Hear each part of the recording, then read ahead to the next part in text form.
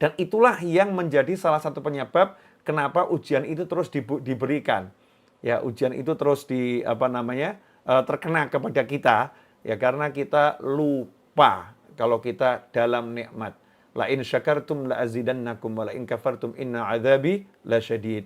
Kalau kalian syukur pasti aku.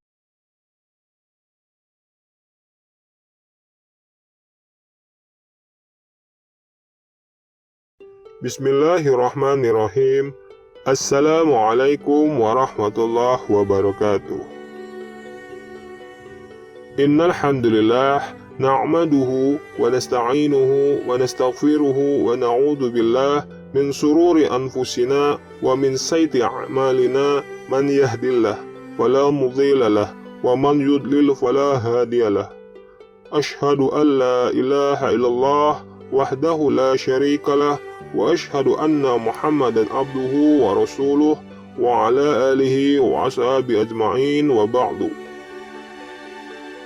Saudara onlineku yang berbahagia dan dirahmati Allah, alhamdulillah kita dapat berjumpa kembali di channel yang insya Allah barokah ini.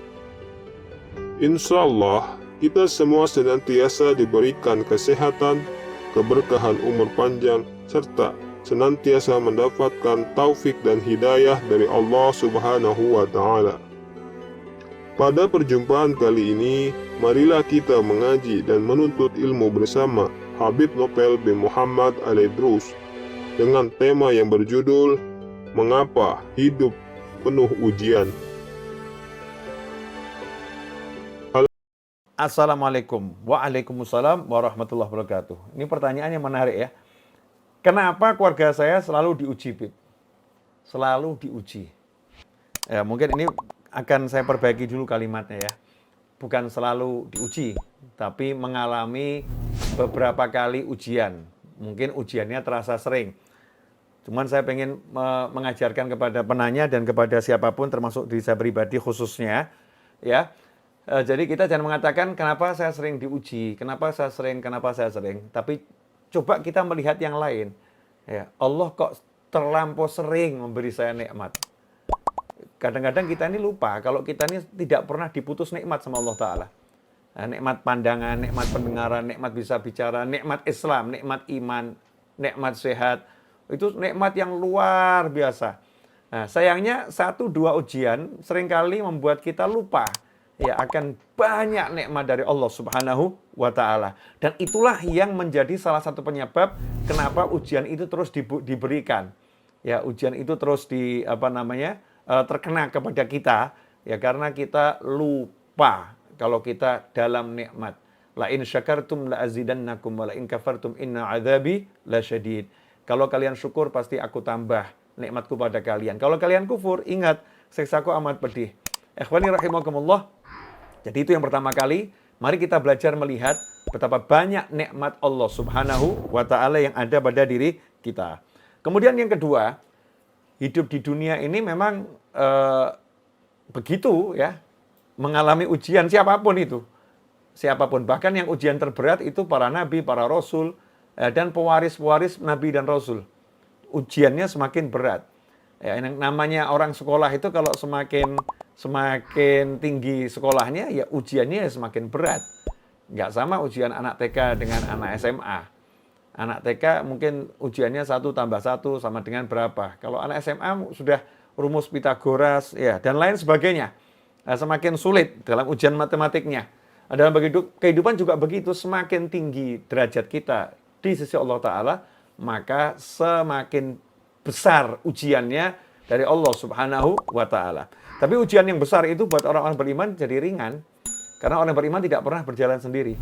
Selalu berjalan bersama Allah Ta'ala dan selalu ditolong oleh Allah Ta'ala sehingga beban yang berat pun nggak terasa berat. Ya seperti orang itu kalau suruh ngangkat beban 1 ton kan ya berat ya. Tapi kalau diangkatnya bukan pakai tangannya, tapi pakai mesin, maka dia cuma nyetir saja. 1 ton itu rasanya ringannya luar biasa. Sama-sama ngangkat berat 1 ton, beban 1 ton, tapi dia dibantu dengan alat, jadinya ringan. Lantas bagaimana kalau dibantu oleh Allah Subhanahu wa Ta'ala? Dalam surat Al-Baqarah ayat 155 sampai 157, Allah sendiri sudah memberikan kabar kepada kita semua, memberitakan kepada kita semua, mengumumkan kepada kita semua. Walanabluwannakum bisyai'im minal khawfi wal ju'i. Walanabluwannakum bisyai'im minal khawfi wal ju'i wa naqsim minal amwali wal anfusi wath thamarat wa basyirus sabirin alladzina idza asabathum musibah qalu inna lillahi wa inna ilaihi raji'un. Saya ulangi ya. Walanabluwannakum bisyai'im minal khawfi wal ju'i wa naqsim minal amwali wal anfusi wath thamarat wa basyirus sabirin alladzina idza asabathum musibah qalu inna lillahi wa inna ilaihi raji'un ulaika 'alaihim shalawatum min rabbihim wa rahmah wa ulaika humul muhtadun.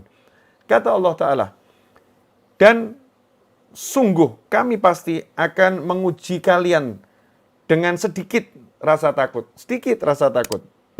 Kemudian sedikit kelaparan. Ya. Wa naqsim minal amwali wal anfusi wath thamarat. Dan juga nanti akan berkurangnya harta, berkurangnya jiwa, dan berkurangnya buah-buahan. Wa basyirus sabirin. Sampaikan kabar gembira kepada orang-orang yang sabar. Semoga Allah Ta'ala jadi kita orang-orang yang syukur dan orang-orang yang jika mendapatkan ujian mampu bersabar bersama Allah Ta'ala. Wa basyirus sabirin. Dan sampaikan kabar gembira kepada orang-orang yang sabar. Siapa mereka yang dikategorikan orang yang sabar? Jadi orang sabar itu bukan orang yang berkeluh kesah. Bukan orang yang mengatakan kenapa.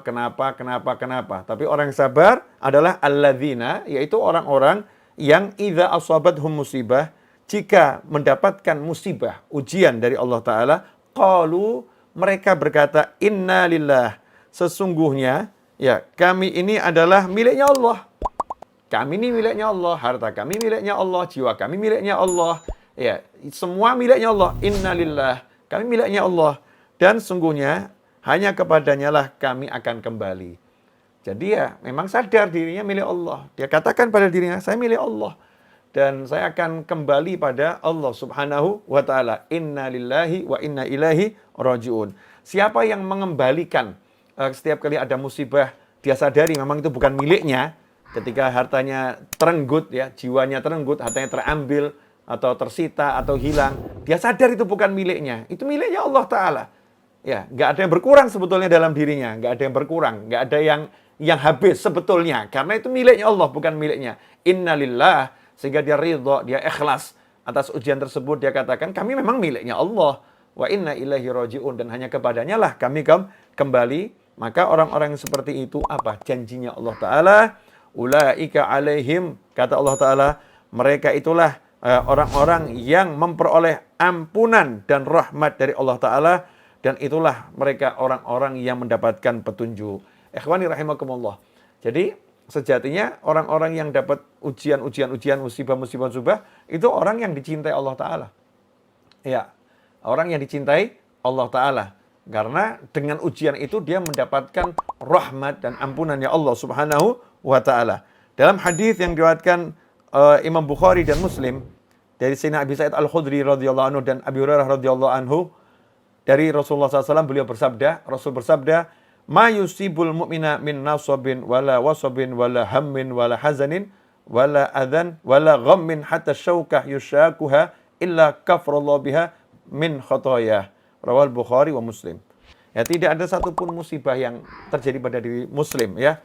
Baik itu ada harta yang hilang ataupun dia mengalami kesedihan, mengalami rasa suntuk, ya, sumpek, atau dia mengalami gangguan, bahkan sampai-sampai kalau dia terkena duri yang kecil, semua ujian tadi itu menjadi kafarallahu biha min khotoyah, penghapus dosa-dosanya.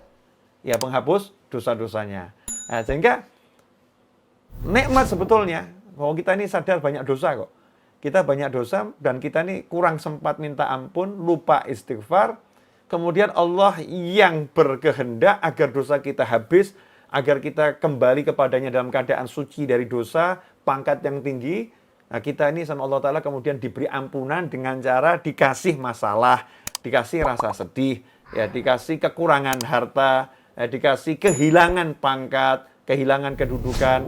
Walaupun kita nggak minta semua itu, ya, kita nggak menginginkan semua itu terjadi. Tapi kalau itu terjadi, Ya, itu menjadi bonus agar dosa-dosa kita diampuni Allah Ta'ala dengan syarat kita sabar. Ya, sabar itu memang sesuatu yang nggak enak ya, kita tahan ya. Rasa nggak enak itu tidak kita keluh kesahkan, kita kemudian tetap istiqomah menjalankan ibadah. Ya, itu yang namanya sabar. Yang seperti itu justru menjadi jalan untuk diampuni dosa-dosa kita oleh Allah Subhanahu wa Ta'ala. Alhamdulillah, kita telah bersama-sama menyimak penjelasan dari guru kita, Habib Nopel bin Muhammad Al-Idrus. Beliau menjelaskan bahwa mengapa semua manusia itu mendapatkan ujian dari Allah Subhanahu wa Ta'ala, tetapi kadang-kadang sebenarnya kita lupa akan adanya nikmat Allah Subhanahu wa Ta'ala yang lebih banyak daripada ujian hidup yang Allah berikan kepada kita. Kadangkala memang sedikit ujian itu membuat kita lupa akan nikmat Allah yang terlampau banyak. Dengan kita lupa akan nikmat, bisa jadi itu menjadi penyebab kita sering diberikan ujian oleh Allah Subhanahu wa Ta'ala. Di luar dari itu, semua manusia yang ada di bumi ini pasti mendapatkan ujian hidup. Meskipun seorang Rasul dan Nabi sekalipun pasti mendapatkan ujian dari Allah Subhanahu wa Ta'ala. Dengan diberikan ujian, justru kita ini sedang dalam tahap melangkah menjadi yang lebih tinggi. Semakin tinggi, akan semakin berat ujian hidup kita. Allah memberikan ujian agar kita menjadi orang yang sabar bersamanya, serta mensyukuri apa yang telah Beliau berikan kepada kita. Semoga kita bisa memahami serta senantiasa mengamalkan dari apa yang Beliau sampaikan. Semoga kita bisa menjadi hamba yang senantiasa bersabar dan bersyukur dengan apa yang Allah berikan. Semoga doa dan hajat baik kita dikabulkan serta segera diwujudkan oleh Allah Subhanahu wa Ta'ala. Semoga kita diberikan kehidupan yang barokah serta diberikan kenikmatan hidup di dunia dan akhirat. Amin ya rabbal alamin. Wallahu alam bisawab. Jazakumullah khairan katsiran. Wassalamualaikum warahmatullahi wabarakatuh.